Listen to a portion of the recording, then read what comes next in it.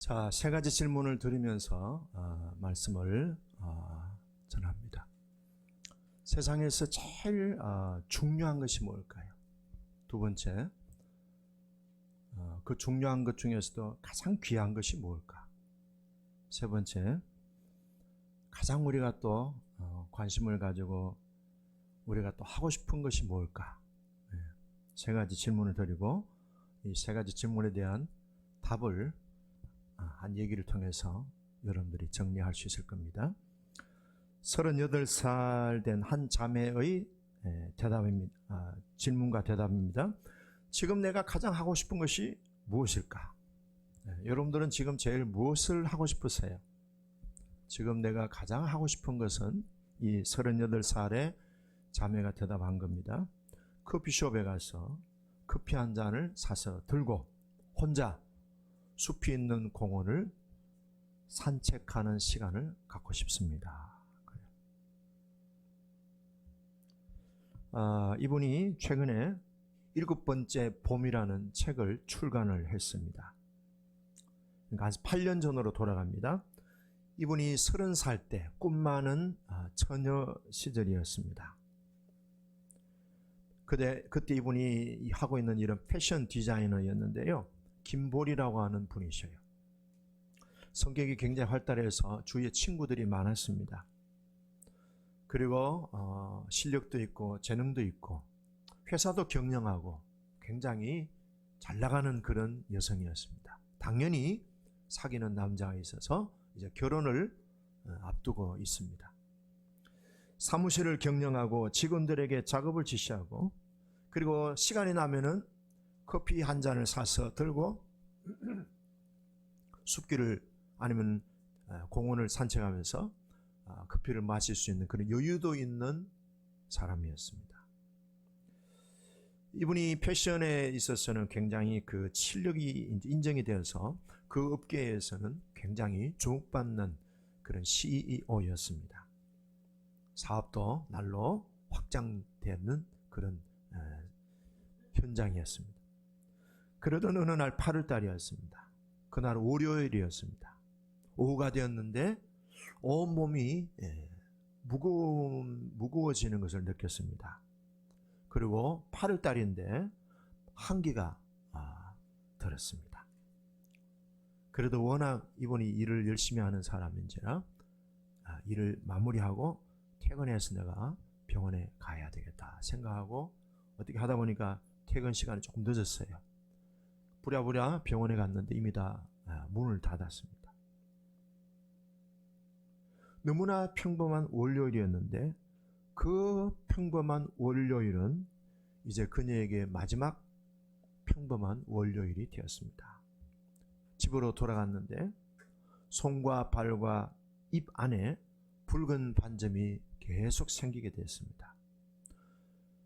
도저히 견디지를 못해서 인근 병원의 응급실로 갔습니다.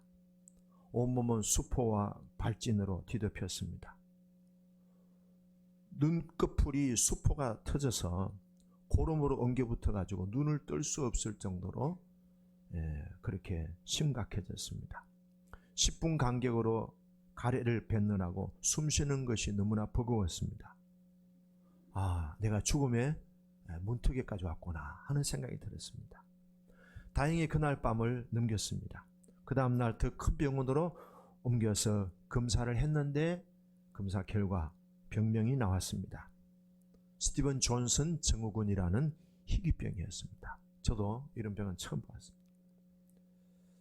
어느 날 기침을 하고 통증으로 신음을 하던 중에 간병하던 친언니가 이 여동생에게 간곡하게 부탁합니다. 보리야, 아무리 아파도 하나님을 원망해서는 안 돼. 알았어, 언니 그렇게 할게. 대답을 하면서 고개를 끄덕이는데 목에서 주먹만한 핏덩이가 터져 나왔습니다. 입안에 모세혈관이 터진 겁니다. 너무나 통증이 심했습니다. 언니를 붙잡고 울면서 말했습니다. 언니, 나 살기 싫어. 너무 힘들어. 이 통증이 너무 아파서 도저히 나는 살고 싶지 않아. 죽고 싶어. 그렇게 말을 했습니다. 그러다가 피부를 다 벗겨내고 새살이 돋게 하는 치료가 진행되었습니다.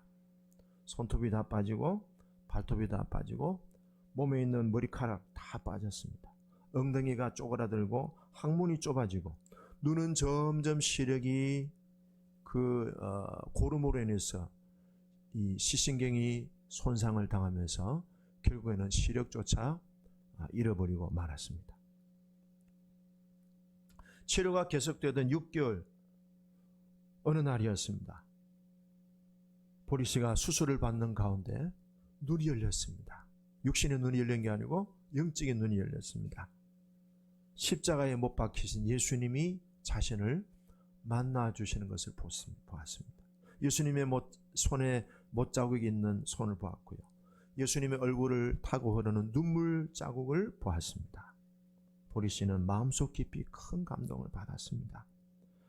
하나님께서 나를 이렇게 사랑하시는구나, 주님이 나를 직접 만나주시는구나 하는 생각이 드니까 너무너무 큰 기쁨이 이렇게 솟구쳐 올랐습니다. 그러면서 주님의 음성이 들렸습니다. 사랑하는 내 딸아, 두려워 말라. 내가 너와 함께한다. 놀라지 말라. 나는 너의 하나님이란다. 내가 너를 도와줄 것이다. 내가 너를 굳세게 할 것이다. 이 음성이 들렸습니다. 그렇게 그렇게 통증을 견뎌내면서 수술을 하면서 봄을 4번이나 보냈습니다. 몸이 조금 회복되자 간신히 몸을 이끌고 그렇게 가고 싶었던 교회를 가게 됐습니다. 예배당에 앉아 있는데 그동안에 참고 참았던 눈물이 그냥 분수처럼 쏟아졌습니다. 하나님, 치료의 끝이 안 보입니다. 너무 무섭습니다. 이러다가 정말 제가 더 이상 살고 싶지 않을까봐 두렵습니다. 하나님 부탁해요. 이제는 저를 데려가 주세요. 저는 더 이상 견딜 자신이 없어요. 그렇게 펑펑 우는데 누군가 뒤에서 자기를 꼭 끌어안아주는 것이 느껴졌습니다. 목사님, 사모님이었습니다. 그렇게 7년을 보내면서 보라 씨는 투병 중에서 만난 하나님을 책으로 출간했습니다. 그 책이 7번째 봄이라는 책입니다. 투병 생활을 하던 8년째 되던 봄날에 누군가 물었습니다. 보리 씨, 옛날에 건강한 모습으로 잘 나가던 CEO 시절로 돌아가고 싶지 않으세요? 그렇게 질문했습니다. 뭐라고 답변했을까요? 여러분들 같으면 뭐라고 답변할 거예요? 아니요. 왜요? 아프기 전에는 제가 하나님을 몰랐어요. 아픈 뒤에 제가 하나님을 만났습니다. 지금은 하나님의 지극히 크신 그 사랑을 제가 알게 되었습니다. 하나님을 몰랐던 옛날로 저는 돌아가고 싶지 않습니다. 보리 씨는 봄에 핀 벚꽃을 보는 시력은 잃었지만 하나님을 보는 영적인 눈이 회복이 되었습니다. 그녀는 긴 고통, 영혼의 깊은 밤중에 하나님을 만났습니다. 그녀에게 이런 질문을 했습니다. 지금 무엇을 가장 하고 싶습니까? 그때 이분이 답변합니다. 커피숍에 가서 커피 한 잔 사서 들고 숲길이 있는 공원을 산책하는 것입니다. 그래. 이게 답니다. 좋은 말 할 때 커피 들고 오늘 산책하시기 바랍니다. 이것이 사는 현실이에요. 자, 그러면 다시 한번 질문을 돌아갑니다. 이 세상에서 제일 중요한 것이 뭡니까? 제일 중요한 게 뭡니까? 생명입니다. 생명. 지금 우리가 이렇게 호흡을 하고 예배당에 올 수 있고 예배를 드릴 수 있는 생명이 있다는 이 자체, 우리는 이 세상에서 제일 귀중한 것을 갖고 있습니다. 우리가 살아있다는 이 자체가 세상의 그 무엇보다도 바꿀 수 없습니다. 어떤 사모님한테 남편하고 지구하고 바꾸면 바꾸겠습니까? 할렐루야. 그런데 여러분들 자녀들하고 이 지구하고 바꾸자 하면 바꾸겠어요? 그렇죠? 천하를 주고도 바꿀 수 없는 것이 생명입니다. 이 생명은 딱 하나밖에 없습니다. 자, 예를 들어서 우리가 금괴 한 트럭을 싣고 지금 배를 타고 가고 있습니다. 근데 지금 거센 풍랑을 만나가지고 배가 지금 뒤집히기 직전입니다. 무거운 물건은 다 밖으로 내보내야 돼요. 어떻습니까? 금괴를 끌어안고 죽겠습니까? 금괴를 버리더라도 사는 것이 더 중요합니까? 그렇죠. 살아야죠. 아무리 아파트를 100채를 주고 지구 땅덩어리를 다 준다 해도 바꾸면 안 되죠. 내 생명이 얼마나 귀합니까? 금괴와 이 세상의 그 어떤 것과도 내 생명을 바꿀 수 없는, 이 세상에서 가장 중요한 것은 내 생명입니다. 그래서 하나님이 우리에게 생명을 주시기 위해, 참 생명을 주시기 위해서 독생자를 주시면서까지 우리의 생명을 맞바꾸셨지 않습니까? 그러니까 우리는 예수님보다 더 귀한 생명을 선물로 받았으니까 이 생명을 감사하고 이 생명을 사랑하시고 이 생명에 대한 소중함을 느끼시면서 이번 한 주간 동안 또 기쁘고 즐겁게 살아가시기를 바랍니다. 어떤 권사님이 저한테 갑자기 전화했어요. 목사님, 큰일 났어요. 왜요? 우리 조카가 집에 와가지고 샤워하다가 쓰러졌는데요, 정신을 못 차리고 있어요. 목사님 기도해 주세요. 식물인간이 되더라도 우리 조카 살았으면 좋겠어요. 그래. 그분이요, 식물인간이 돼서 6개월 동안 중환자실에 살다가 결국은 세상 떠났어요. 근데 그분의 이모가 권사님, 옛날에 권사님이셨는데, 목사님, 식물인간이 돼도 좋아요. 사람만 있으면 좋겠어요.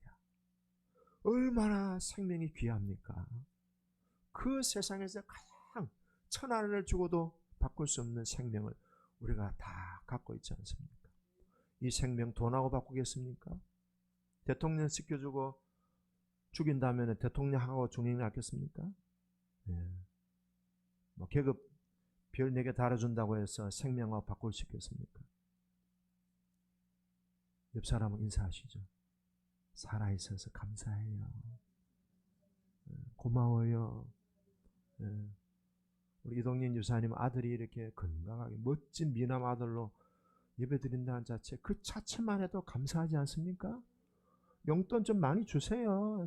자꾸 아들한테 이래라 저래라 자꾸 짜증, 신경질, 비판, 판단, 정죄, 훈계, 가르침, 설교하지 마시고, 아이고 고맙다. 네가 살아있다는 그 자체가 아빠의 행복이다. 이번 추석에 꼭 그렇게 해주세요.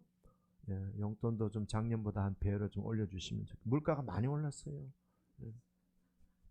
자, 두 번째, 우리가 살아있으면서 제일 귀한 것이 또 뭘까요? 아까 보리씨 얘기했잖아요. 안 바꾼다 그랬어요. 하나님을 만나는 것이에요. 하나님을 만나는 것보다 인생에 더 귀한 건 없어요. 하나님을 가까이 하는 것보다 더 중요한 것이 있겠어요? 다시 말해서 우리의 영혼이 잘되게 하는 것이 가장 잘 사는 것이고 가장 귀한 것을 붙들고 사는 거예요. 살아있는 생명이 후회 없이 사는 비결은 영혼이 잘되게 하는 거예요. 8년 동안의 투병 생활을 하면서 자기가 옛날에 잘 나가던 CEO 건강하고 안 바꾼다 그랬잖아요. 하나님 없이 건강하고 잘 나가고 매력 있는 인생보다도 차라리 내가 좀 고통스럽고 병이 들었을지라도 하나님을 알고 하나님을 믿는 인생이 더 복되도록 하는 그것을 인지하고 그것을 알고 깨닫고 사는 사람이 뭐예요? 가장 소중한 것을 붙들고 사는 사람이라 할 수 있습니다. 그리고 우리가 꼭 해야 될 일이 뭡니까?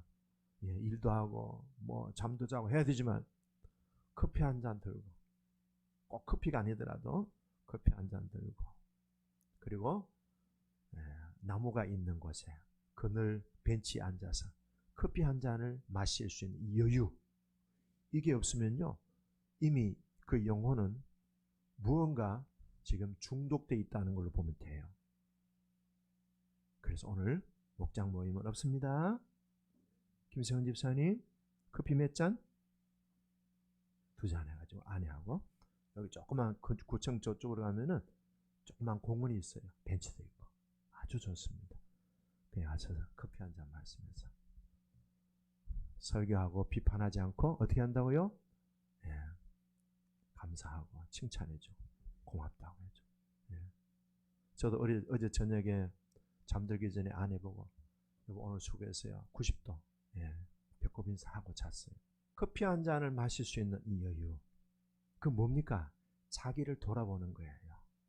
영혼도 돌아보지만 몸도 돌아보고 자신에게도 격려해 주고요. 자, 자기를 한번 꼭 안아주고서요. 이렇게. 자기야, 자기야, 애쓰고 있어. 참 잘 살고 있네. 잘 견디고 있네. 하나님이 복 주실 거야. 잘했어. 이렇게 자기를 좀 보다듬어 좀. 근데 맨입에 하면 좀 그렇잖아요. 그래서 커피 한 잔을 사서 딱 마시면서. 우리가 살아가면서 아까 김보리 씨 같이 그런 어두운 인생의 밤을 만나는 거예요. 자, 오늘 읽은 134편 1절 같이 읽어볼까요? 1절입니다. 시작. 보라, 밤에 여호와의 성전에 서 있는 여호와의 모든 종들아, 여호와를 송축하라. 지금 타이밍이 어떤 시간이죠? 밤이에요. 밤. 이 밤은 우리가 생각하는 깊은 밤도 되지만 영혼의 어두운 밤이 될 수도 있습니다. 의미적으로, 내용적으로 적용을 해보면요. 우리 인생이 항상 빛 가운데로만 가는 게 아니에요. 항상 아스팔트에 오토매틱으로 가는 게 아니에요. 때로는 비포장도로로 가기도 하고, 때로는 오르막을 가기도 하고요. 때로는 밤을 맞이할 수도 있어요. 아까 보리 씨 같은 경우에도 인생의 밤을 맞이했습니다. 다시는 경험할 수 없는 평범한 월요일을 작별을 했습니다. 그런데 오늘 성경의 내용을 보면요. 밤에 여호와를 송축하라. 밤에 하나님을 찬송하라 그랬습니다. 결론은 뭡니까? 하나님이 복 주신다는 거예요. 밤이 그리 길지는 않다는 거예요. 밤이 끝나면 반드시 동토오는 새벽이 온다는 거예요. 그 동토오는 새벽을 맞이하기 위한 밤이라는 거죠. 그냥 밤이 아니에요. 영원히 끝나지 않는 그런 밤이 아니라 끝이 있는 밤이라는 거예요. 새벽이 동토오는 새로운 세계를 향한 밤이라 이 말이에요. 자, 영혼의 어두운 밤이 우리들에게 주는 유익이 있어요. 우리는 이걸 쉽게 고난의 때, 시련의 때라고도 얘기하지만 결론적으로 보면요. 영혼의 그 어두운 밤은요. 동토오는 새로운 날을 우리에게 주시려고 하는 하나님의 긍정적인 계획이 있다는 거예요. 그러면 영혼의 어두운 밤이 주는 특징이 뭡니까? 첫째는요. 신비성입니다. 모호합니다. 아까 보리 씨 얘기에 그 병이 스티븐 존슨 증후군이라 그랬잖아요. 그런 병이 어떻게 생겼는지, 언제 왔는지 자기도 몰라요. 심지어 의사도 몰라요. 어떻게 이 영혼의 깊은 밤이, 어두운 밤이 오게 됐는지 아무도 몰라요. 그리고 이것이 언제 끝날지도 몰라요. 어떻게 끝맺음을 할지도 아무도 몰라. 그래서 아무도 모르기 때문에 그 고난은 하나님만이 아시잖아요. 그래서 고난은 신비스러운 거예요. 미스테리컬한 거예요. 신비스러운. 끝도 모르고 어떻게 끝날지 아무도 몰라. 오직 하나님만 아시는 거예요. 그래서 고난은요, 신비적인 거예요. 두 번째는요, 고난을 통해서 우리는요, 깨닫습니다. 아, 인생이라는 것이 내가 생각하고 계획하는 대로 풀리는 게 아니구나. 변수가 있구나. 분명히 오늘은 내가 어제와 똑같은 날 될 걸로 생각했는데 오늘이 내 인생의 마지막이 되는 월요일 밤이 될 수도 있다. 아, 뭘 깨닫습니까? 자신의 한계를 깨닫고, 자신의 무능함을 깨닫고, 자신의 무기력함을 깨닫고, 자신의 미래가 정말 보장된 게 아니구나 하는 것을 깨닫고요. 어떻게 합니까? 항복합니다. 두 손을 들게 됩니다. 두 손을 듭니다. 전부여 의지없어서 손들고 옵니다. 주 나를 박대하시면 나 어디 가리까 내 죄를 씻기 위하여 피 흘려 주시니 곧게 하는 마음으로 주 앞에 옵니다. 멀리 멀리 갔더니 처량하고 고나여 슬프고 또 외로워 정처 없이 다니니 예수 예수 내 주여 지금 내게 오셔서 홀로 있게 마시고 길이 함께 하소서. 막막한 거예요. 진짜 망망대해야 손들 수밖에 없어요. 자식한테 이기는 부모 있어요? 자식한테 장담할 수 있는 부모 있어요? 없어요? 부모도 모르는데 어떻게 자식이 알겠어요? 항복합니다. 영혼의 어두운 밤이 우리들에게 주는 유익은요, 하나님께 전적으로 항복하는 시간이기 때문에 유익이 되는 거예요. 세 번째는요, 죽느냐 사느냐 하는 그런 통증과 위기 속에서 무슨 돈에 대한 욕심이 있고 사업에 대한 욕심이 있겠어요? 다 내려놓습니다. 다 내려놓습니다. 여러분, 다 내려놓다 보니까 해방을 경험합니다. 자유함을 경험합니다. 그렇게 집착해서 이것 아니면 내가 못 살아 그랬는데 지금 그거 붙들고 주세요 주세요 또 달라고 할 수가 없는 거예요. 지금 내가 죽느냐 사느냐는 기로에 놓여 있는데, 망망대해에 놓여 있는데, 뭐 아파트 뭐 몇 평이고 뭐 월급이 얼마고 아무 상관이 없어요. 누가 나를 뭐 미워하고 뭐 나한테 따지든 상관없어요. 내가 지금 죽느냐 사느냐는 기로에 있는 거예요. 그러다 보니까요, 모든 집착에서 자유를 얻습니다. 그래서 영혼의 어두운 밤은요, 우리의 영혼을 신선하게 만들어줍니다. 쇠사슬, 욕망과 집착과 중독의 쇠사슬에서 우리를 자유케 만들어주는 유익이 있습니다. 그 다음에 네 번째는요, 결국은요, 하나님 한 분밖에 없다는 사실을 알고 절대적으로 하나님에게 집중합니다. 하나님을 갈망합니다. 하나님을 찾기만 합니다. 그러다가 어떻게 됩니까? 하나님을 만나게 됩니다. 처음에는 영혼의 어두운 밤을 경험할 때 Why me? 왜 하필이면 납니까? 왜 저 수많은 사람들은 잘 사는데 왜 나에게 이런 중병을, 왜 나에게 이런 환난을, 왜 나에게 이런 큰 고통을 주십니까? 왜 납니까? 하다가 그 단계가 점점 지나가다 보면요, 나중에는 이 영혼의 밤, 어두운 밤이 주는 의미가 뭘까? 의미에 대해서 묵상하게 됩니다. 자, 그렇게 계속 파고 들어갑니다. 그럼 영혼의 가장 핵심에서 무엇을 찾는가 하면요, 하나님을 만나게 됩니다. 왜? 우리의 영혼은 하나님으로부터 비롯됐기 때문에요. 그래서 영혼의 가장 본질, 영혼의 가장 깊은 뿌리, 원뿌리, 하나님을 만나게 됩니다. 근데 하나님을 만나는데 하나님의 마음 중심에 쑥 들어가 보니까 뭘 만납니까? 사랑을 만나죠. 그래서 영혼의 이 어두운 밤을 통해서 우리는 두 가지 위대한 발견을 합니다. 영혼의 가장 기초가 되고 핵심이 되는 하나님을 만나게 되고요. 그 다음에는 그 하나님 마음으로 깊이 들어가 보니까 하나님의 아가페 사랑을 만나게 됩니다. 그래서 회복된다. 영혼이 어두운 밤을 통과한 새벽을 맞이한 사람에게 나타나는 특징이 뭔지 아세요? 하나님이고, 두 번째는 뭐죠? 사랑이에요. 판단과 모든 생각들이 종료되고요, 하나님과의 친밀함, 하나님과의 연합. 그 다음에 두 번째는 뭐죠? 하나님의 인격적인 성품이 내 안에 흘러서 그것이 나를 통해서 아내에게, 남편에게, 자녀들에게, 이웃에게, 우리 지체들에게 흘러가는 것입니다. 자, 오늘 1절 다시 한번 읽어볼까요? 시작. 보라, 밤에 여호와의 성전에 서 있는 여호와의 모든 종들아 여호와를 송축하라. 이 밤, 나이트. 육신의 밤이 아니고요, 물리적인 시간적인 밤도 되지만 영원의 어두운 밤을 의미합니다.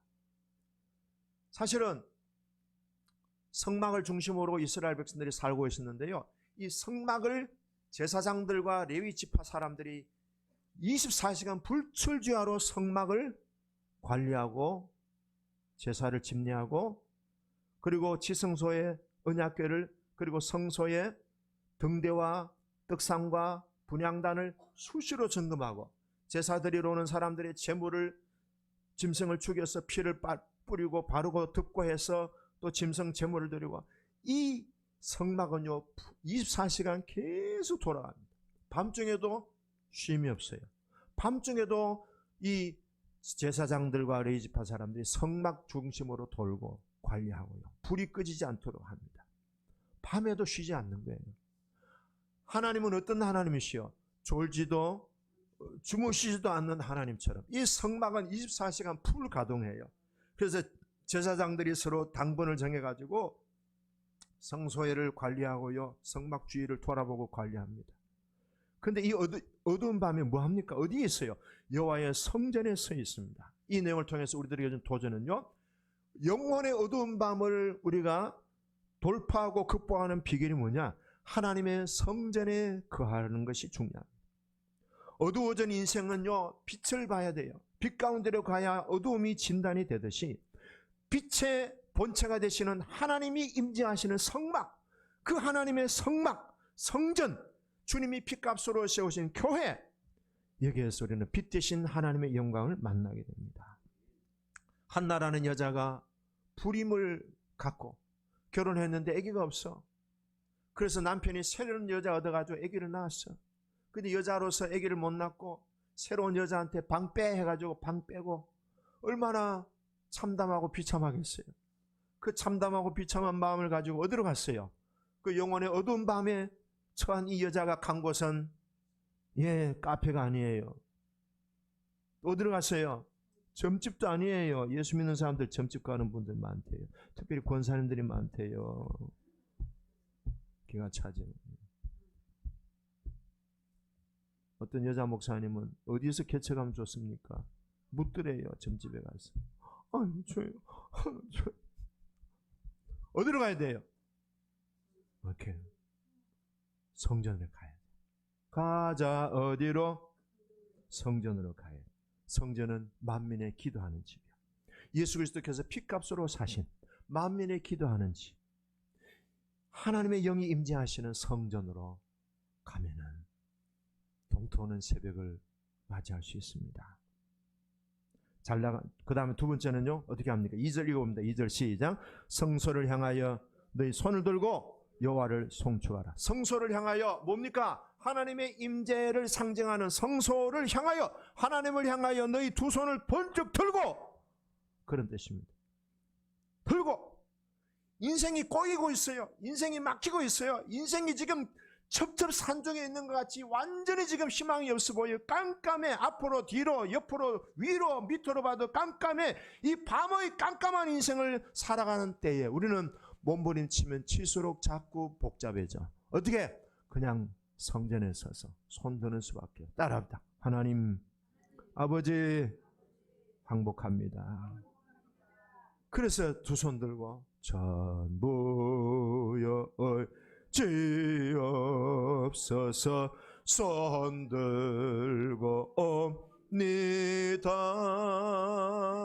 그 찬송 제가 2년을 불렀어요. 교회 사임하고 광야로 스스로 제가 간 거죠. 하나님이 가라 인가요? 광야에서 2년 동안 인하신 구주지여 천부여 이주옵소서 내 주의 보혈은, 그 두 손 들고 항복합니다 했는데 결과가 뭔지 아세요? 동토하는 새벽이 바로 여러분들을 만나게 된 거예요. 할렐루야. 기죽지 마세요. 주눅들지 마세요. 끝장났다 생각지 마세요. 하나님이 새 일을, 새로운 만남을 열어가시는 거예요. 제가 어떤 집사님한테 그래서 나 원래 옛날에 참 목회도 잠시 있다 일로 왔는데 왜 왔는지 모르겠으니까 목사님 우리 가정 만나게 해주시려고 하나님 인도해 주잖아요. 할렐루야. 다 뜻이 있구나. 실수를 해도 하나님이 합력하여 선을 이루시는 거예요. 고난의 대명사 하면 욥이잖아요. 그죠? 욥이 35장 9절 11절에 보면 세 가지 얘기합니다. 하나님이 왜 우리 인생에게 밤을 주시는가? 밤을 주시는 이유는 첫째요, 노래하게 하신다는 거예요. 왜 나만 겪는 고난이냐고 불평하지 마세요. 왜 나만? Why me? 옛날에 Why me라는 노래도 있었어요. 와 냅니까? 하필이면은 저 인간 저 많은데 왜 선하고 착하고 열심히 사는 왜 나를 하나님이 손대십니까? 그만 no touch, don't touch me. 손대지 마세요. 하나님이 나를 내 인생에 손대는 게 복이요. 네. 할렐루야. 아멘 잘하시네. 어느 교회예요? 그래요. 하나님 우리에게 고난을 통하여 손대실 때 그 손은 어떤 손이에요? 축복의 손이요, 성장의 손이요, 성숙해지는 손이요, 철들게 하는 손이에요. 네. 그러다가 어떻게 합니까? 이 고난이 주는 의미가 뭔가 그렇게 나갑니다. 그러면서 누구십니까? Who are you? 하나님 누구십니까? 나는 나다. 그렇게 하나님을 만나고 나는 사랑이다. 하나님의 사랑을 만나는 거예요. 그래서 하나님을 만나고 하나님의 사랑을 경험하면서 어떻게 됩니까? 찬양이 나오는 거예요. 하나님 크신 사랑은 청량다 못하며 영원히 변치 않는 사랑 성도여 찬양하세. 할렐루야. 예. 영원의 어두운 밤은 우리에게 어떤 유익을 주느냐? 하나님 만나게 하고 하나님의 사랑을 경험하며 찬양하게 한다. 자, 두 번째, 우리를 가르치신다는 거예요. 가르치. 어두운 밤은 하나님을 배우는, 하나님의 말씀을 배우는, 가르침을 배우는 시간이에요. 그럼 어떻게 됩니까? 영혼이 먼저 튼튼해지고 정결해지고 영혼이 뭡니까? 신선해집니다. 그럼 어떻게 돼요? 범사가 잘 되고 육신은 강건해지는 거예요. 자, 세 번째는 하나님 우리를 지혜롭게 하시기 위해서 영혼의 어두운 밤을 주셔요. 그래서 우리가 이 어두운 밤을 경험할 때, 살아갈 때, 아무것도 뭐 필요 없구나. 자, 배가 지금 막 여러분 뒤집히고 있는 상황에 금괴가 중요해요? 대통령 되는 게 중요해요? 별 4개 달고 1개 달는 게 중요해요? 주여 살려만 주시면 됩니다. 그러다 어떻게 됩니까? 정신이 번쩍 나죠. 야, 이 금덩어리 아무것도 아니구나. 명예 이것도 아무것도 아니구나. 사는 게 중요하구나. 사는. 그래서 하나님이 나를 살게 하시니까 하나님에게 집중하니까 영혼이 잘 되는 거예요. 영혼의 어두운 밤은 우리들에게 이렇게 철들게 만들고 우리를 온전하게 만들어가는 하나님의 만져주심을 아시고 잘 나아가기를 축복합니다. 끝으로 3절 읽고 마무리하겠습니다. 3절 시작. 천지를 지으신 여호와께서 시온에서 내게 복을 주실지어다. 자, 1절에는 밤을 얘기했는데 3절에는 복을 의미했습니다. 밤은 뭘 주시려고 하는 시초예요? 복을 주시려고 하는 시초예요. 그러므로 영혼의 어두운 밤을 만날 때 절대로 낙심하지 마세요. 절대로 주눅들지 마세요. 하나님이 나를 버리셨나라는 이런 생각을 눈꼽만큼도 하지 마세요. 혹시 생각할지라도 그런 생각이 들지라도 어디로 가야 돼요? 성전으로 나아가야 돼요. 어디에서 복을 주신다고요? 시온에서. 시온이 뭐예요? 성전이 지어진 땅, 동네가 시온이에요. 응암동, 녹본동 하듯이 시온. 이 시온의 성전이 세워졌습니다. 성전을 떠나지 않기를 바라고요. 성전에서 하나님 주시는 축복을 누리면서 밤을 이기고 새벽을 맞이하는 승리의 주인공 되시기를 주의 이름으로 축원합니다. 기도하겠습니다.